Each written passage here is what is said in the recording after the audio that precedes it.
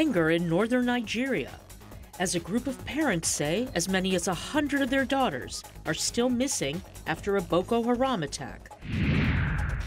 A former South African colonel is sentenced to death in South Sudan after being convicted of subversion. And in our Music Maker segment, catching up with Zimbabwean performer Ja Preza. Africa 54 starts right now.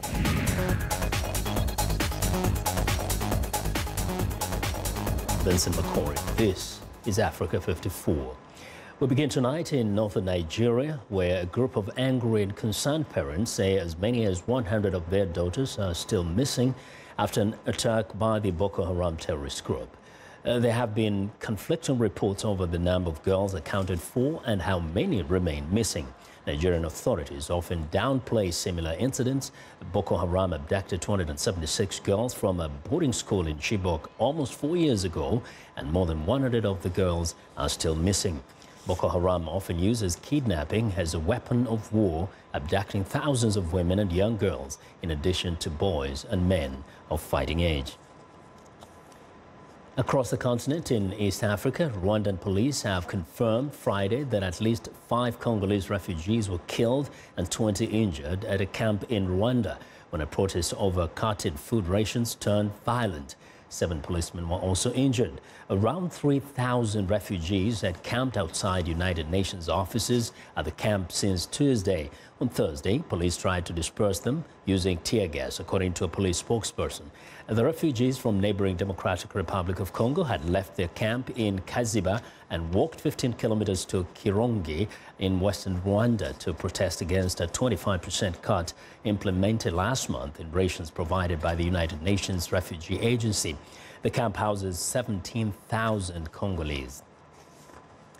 Now, South Sudan has sentenced a South African ex-colonel to death on Friday after convicting him of trying to bring down the government. Retired Colonel William Ainley, 55, had been providing advice to former vice president turned opposition leader Riek Machar, whose forces have been fighting a civil war since 2013.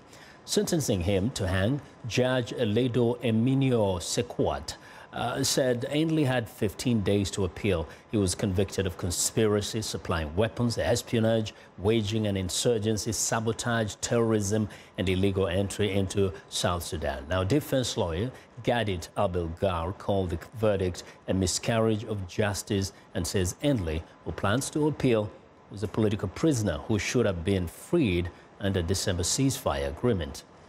Now, for reaction to the sentencing of Colonel Ainley, Charmaine Quinn, William Ainley's sister, joins me by phone from Cape Town, South Africa. Good evening, Charmaine. Good evening. So first, did you expect to hear this kind of sentence, a life sentence, rather sentence to hang? No, we were actually devastated by the verdict. It's come as a real shock to the family. Yes, and he has been accused of quite a number of things. Is there doubt that he was an advisor to Mr. Machar and that he helped him supply weapons to South Sudan? No, there was no truth in that matter. He was basically performing duties as a security contractor to help Machar's forces integrate into the South Sudanese army. Prior to being arrested, he was working with Riek Machar from the 2013 peace deal agreement was signed, and he wasn't actually even working for Riek Machar. He was just advising, as he hasn't been paid for years. There was no remuneration for what he was doing. Now, he's been also charged with illegal entry into the country, meaning he didn't have a visa. Are you aware if he had a visa or not? We're not sure of the legal entry, whether his passport was seized or what the status of his visa was. We're not sure about that. Now, he has been given 15 days to appeal. How is the family coping with this particular, this particular moment? The advocate is appealing, and we are hoping as a first prize for obviously the death penalty to be abolished. We really feel that is really harsh and not just and fair. And then our first prize we're hoping is that he's extradited to South Africa. And then obviously we will take it from there, whatever charges are laid against him and whatever he has to go through on this side. But for his safety and for peace of mind, we would love nothing more than for him to be extradited. In terms of some of the issues that have been raised in court, do you get the sense that at least he was given a trial that could be considered fair? Sorry, you're breaking up. I can't hear you. Was the trial, as it was conducted, fair, according to you? Sorry, I can't hear you. Okay, I think we're running into trouble with the phone line there. You know, Charmaine, I want to thank you very much for joining us at this time. You know, it's a very difficult time for you down there in South Africa. That is Charmaine Queen. She is William Enley's sister. The gentleman was sentenced to hang in South Sudan. Now, corruption is getting worse in many parts of the world. According to the non-governmental group Transparency International, with Africa still the worst performing region. However, the organization's Corruption Perceptions Index does throw up some surprises, with some bright spots in West Africa while highlighting alarming declines in some European nations. Here's Henry Ridgewell. The Ivory Coast and Senegal are among the top performers, each gaining 9 points since 2012 on the index, which scores a country's perceived level of corruption on a scale of 100. Transparency International says the leaders of both countries have followed through on campaign promises to tackle corruption. They've both actually established anti-corruption commissions or fraud offices, so they're actually taking the issue much more seriously.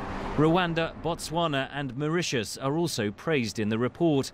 But Africa is the worst performing region as a whole, though there is some momentum for change.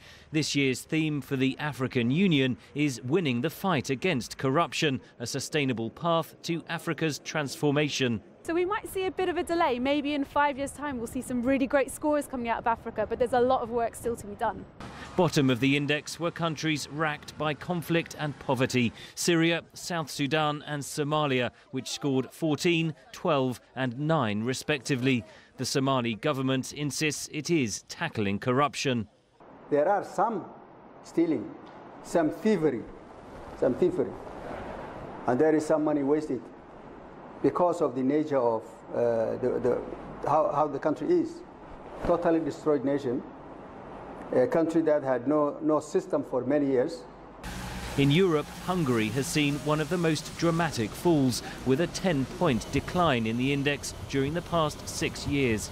And that's echoing a situation in the country which is repressing civil society, is clamping down on freedom of speech. Hungary's foreign minister dismissed those accusations Thursday. Transparency International listája. The list of Transparency International is yet another statement which is part of the unprecedented attack of international organisations against Hungary. It is merely about that they do not agree with the migration policy of Hungary. Countries with the least protection for journalists tend to have the worst rates of corruption. Over the last 6 years, 9 out of 10 journalists that have been killed were killed in highly corrupt countries. Now that means that one journalist every single week is being killed in a really corrupt country. And sadly, again, we found that 1 in 5 of those journalists was actually reporting on a corruption story. Overall, more than half of countries around the world have either flatlined or declined on the corruption index. The United States is in 16th place with a score of 75. Transparency International is calling on governments to do more to encourage free speech and protect independent media. Henry Ridgewell for VOA News, London. Now, what is the Corruption Perceptions Index? What are the actual levels of corruption in a country? For clarity, I'm joined by VOA senior analyst Jeffrey Young. Jeffrey, welcome back. Good to see you. So people hear this, corruption perceptions. What is that? And this is very significant because when you're trying to rank countries as to the level of corruption, you have to ask, by what measurements do we do this? Do you do it by how many people arrested, how many people tried, how many people convicted and sent to jail? Well, but legal systems are different in different countries, and the application of the law in different countries can be quite dissimilar. So we have a metric here called Corruption Perceptions Index, and Transparency International on their front page of the index says that this is a ranking according to experts and business people of the perception of corruption in a particular country. Yeah. So could this essentially mean that there could be actually actual corruption in a country than the way it is perceived in relation to another country? Or the visibility of corruption. Let me give you an example. I was in Nigeria several months ago, and as a result, I'm kind of infused with Nigerian media because I'm reading their stuff every day. Since the arrival of Muhammadu Buhari in 2015, he has mounted a major anti-corruption fight in Nigeria. As a result, corruption is front page news every single day. If you look at almost anything online from Nigeria or a newspaper or watch Nigerian TV, corruption, front page story, top of the story, again and again and again. Corruption Perceptions Index. My point is, Nigeria has fallen 12 places in the latest rankings compared to 2016. My question here, as someone who has covered this index for years, is this a reflection of the much greater visibility of corruption in Nigeria than there was before Muhammadu Buhari took power? Mm-hmm. So it could be the case that because the country is talking more about it, the government taking more action against it, it makes it appear as if there's more corruption in a particular country. Correct. I'm not sure that this is a flawless discussion, but I think it's fair to say that when a country has a level of corruption that becomes much more visible on a daily, constant basis, the perception of corruption is more than likely going to go up. Mm-hmm. Whereas there could be a place where there's quite some corruption, but nobody's doing anything about it or talking about it, and therefore we're not as much aware. Very true. No. But it is important that we have this index because Transparency International is giving us a measurement, some measurement of what is going on in the world. At least we get the idea, yeah. Jeffrey, thank you very much for joining us, for that, giving some clarity to that sometimes confused concept of corruption. Now, I want to thank Jeffrey Young. He's a VOA senior analyst. Well, voters in the Horn of Africa, African nation of Djibouti, are choosing a new legislature on Friday. All 65 seats are up for grabs in the parliamentary election. President Ismail Omar Guelleh's coalition is likely to retain a strong majority of Djibouti's parliament after winning 55 seats in 2013's legislative elections. The main opposition is boycotting this year's election, although African Union and Arab League observers are monitoring the vote. Questions are already swirling whether the vote will be free and fair. Well, I want to know what you think about Africa 54 and the stories we covered during the conversation on Facebook.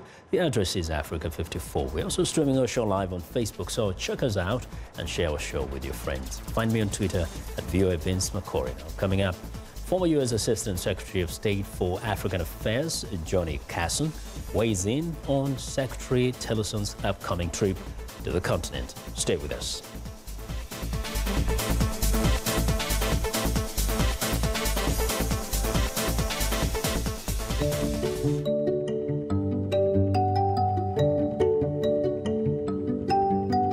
This is a country that I chose to become a citizen. I didn't have to become a citizen. I chose to become a citizen. I feel like America gave me an opportunity to pursue my passion as an artist. I really believe that clean eating is a way to a more successful life, or a happier life, if you want to put it that way. One of the things that helps me wake up every morning is doing better, being better. We grew up poor, and so I'm always focused on helping the working class be able to have a more comfortable lifestyle. I'm passionate about doing justice every day. I oftentimes say that justice is a verb, not a noun. You know, I believe in action and moving the ball forward.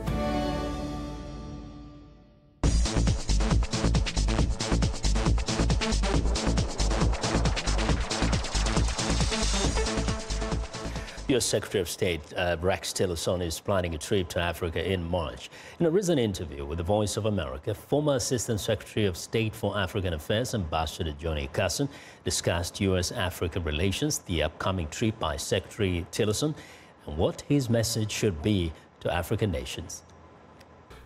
Secretary Tillerson is making an important trip to the continent. It will be his first time as Secretary of State there.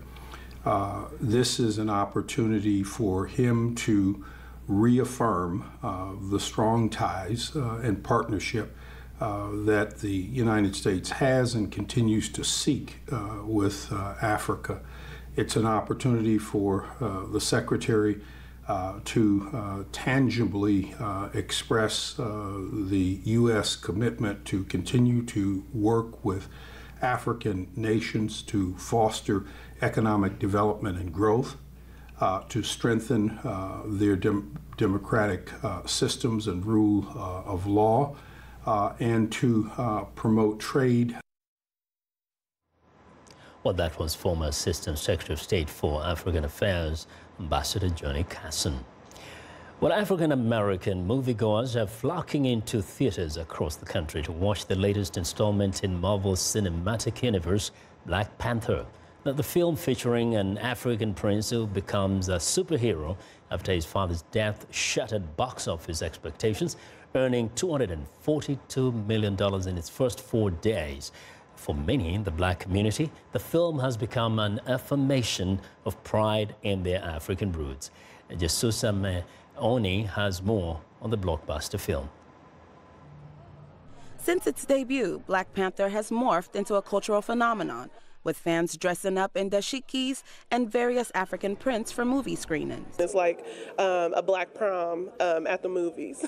The film has struck a sweet chord with many African Americans who see it as Hollywood's response to calls for more diversity on the big screen. We've seen Iron Man, we've seen Spider-Man, and we also know that our communities are worthy of those type of representations. Featuring a predominantly black cast and an African American director, the Disney Marvel blockbuster has black audiences across the United States gushing with pride. It's huge. I'm going to try not to get emotional. I think it's really big. For Cici Gutierrez, who hails from the southwestern African island of Sao Tome and Principe, the film is a break from the negative stereotypes about her homeland. I think it's celebrating the vastness of our resources and everything that's great about the continent, you know, like from fashion to just like the richness of everything.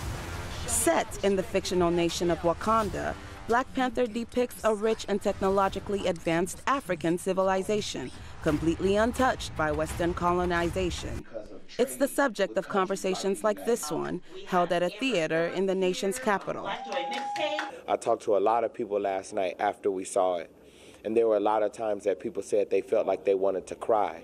And in the film, there are people that die, there are things bad happening, but the times where they wanted to cry were the times where they got to see Africa in the most exhilarating, in the most, there's no ceiling to it. Coming on the heels of U.S. President Donald Trump's reportedly degrading remarks about African countries, some see the movie as a rebuttal, but for others, it serves as a cultural bridge that helps them reconnect with the motherland. Jesusa Oni, VOA News, Washington. Well, it's time now for a short break. Still to come on Africa 54, talented Zimbabwean performer Ja Praiser. We'll be right back.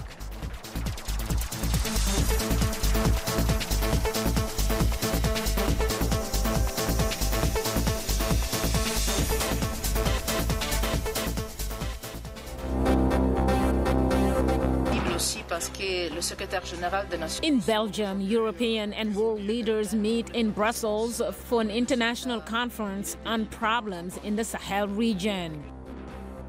In its annual report, Amnesty International says there was a deepening human rights crisis in West and Central Africa in 2017. In Nigeria, the governor of Yobe State addresses angry parents of girls whose school was attacked by Boko Haram jihadists. Polling stations open in Djibouti as citizens vote in parliamentary elections. Finally, the FIFA World Cup trophy is in Khartoum in Sudan, one of the stops on 54-country tour ahead of the 2018 tournament in Russia.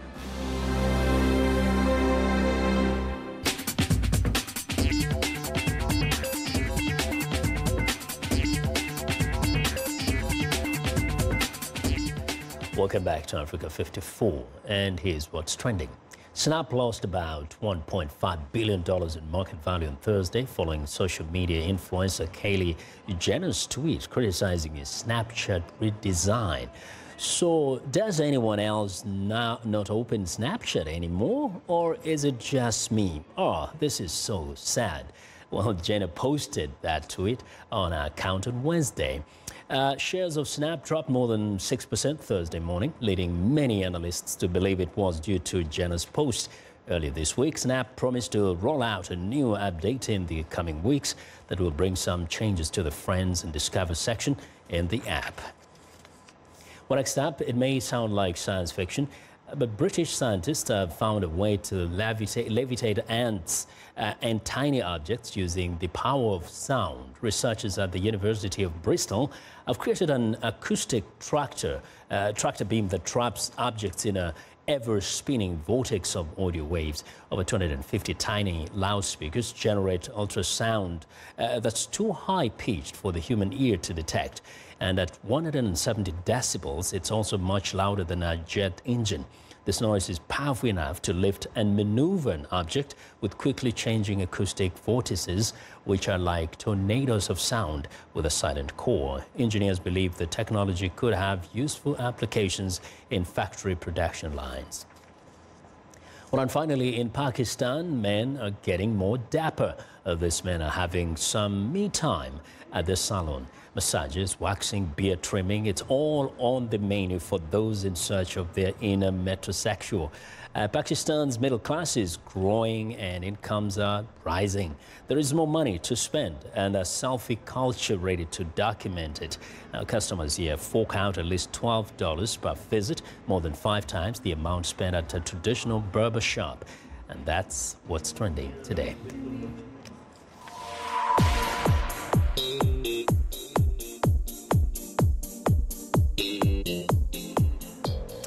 Well, Jah Praiser is at the top of the pop music charts in Zimbabwe. VOA's Music Time in Africa host Heather Maxwell caught up with him just weeks before he won 3 awards at the nation's National Arts Merit Awards. I leave you now with Heather and Jah Praiser. Have a good evening and a great weekend. So you're in the studio right now working on something? Yeah, I'm working on my new song with Jack Cure. Yeah, we went to Spain, we met in Spain, we did the song and we shot the video, so it's coming on the 14th of February. Excellent. What's the name of the song so people can look out for it? It's called Angelo. Come to give you more again. I have a question about your name, Jah Praiser. Is that your given name or is it your stage name, and what does it mean? It's my stage name. My real name is Mukudze. Mukudze in English means praise. Oh. So that's where Jah Praiser came from. Okay. Yeah.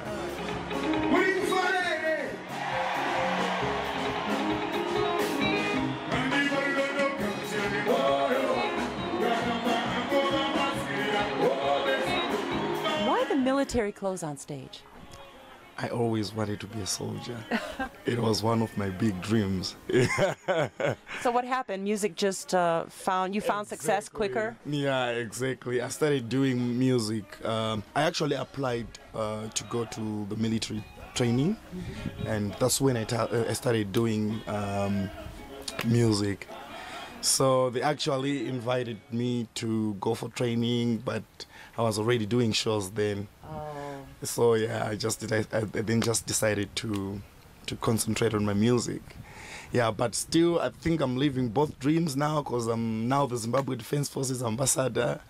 I actually wear the military uniform legally. That's amazing. Yeah, which is a good thing. I mean, I love it. That's great. Yeah. I was going to say you're probably too old to become a soldier now, or are you? No, I'm too old. I'm 30 now. That's not old, but... Not too old, yeah. And I also love Yemi Alade. Yeah, she's amazing. She is amazing. I'm a big fan. And when we did that song, it was a dream come true because I always wanted to do something with her. Yeah, so it was a dream come true, trust me. Tell us the name of that song so listeners can get it. You get it on iTunes? Okay, yeah, the song is called Nziyo Yerudo.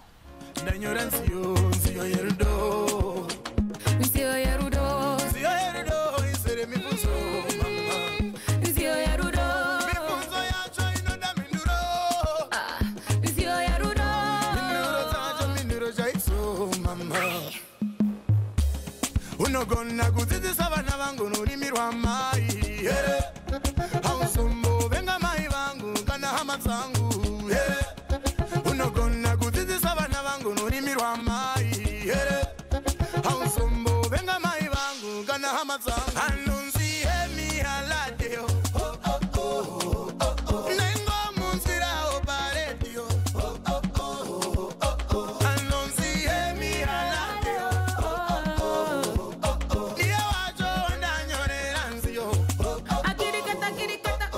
Oh baby, follow me, oh oh. Anywhere that you go, you know say I follow you, oh oh. Even if I can do, I got to follow you, oh oh. Love everything you do, oh baby, follow me, oh oh. Make you follow me, oh oh. I must be the luckiest, maybe the finest. You said that I'm the prettiest girl in the world to have you loving me the way you do. You sweet me like a sugar. Loving me the way you do. You got me shaking all over. Hey. Oh baby, baby, I love you, make we go see Papa. anonzi Yemi Alade nengo munzira oparedio anonzi Yemi Alade niye wacho wandanyorera nziyo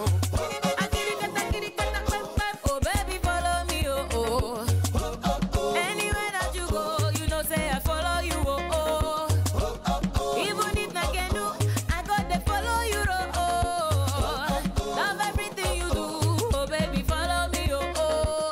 Make you follow me, go oh.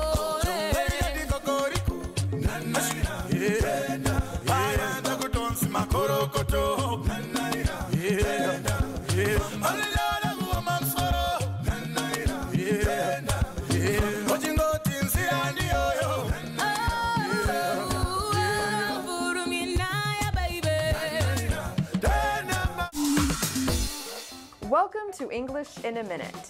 So, you know what happy is, and medium comes between small and large. To find a happy medium. So, is this idiom about feeling kind of happy? How is it going with your neighbor? Is he still complaining about your playing the trombone at night?